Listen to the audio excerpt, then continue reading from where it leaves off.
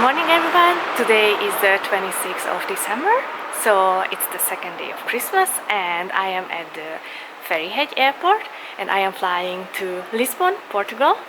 So this is going to be my Christmas and my New Year's vacation because I am coming back on the 2nd of January in 2021.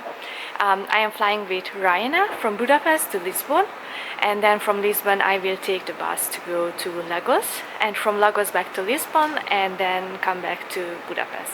So come with me for this adventure to Portugal.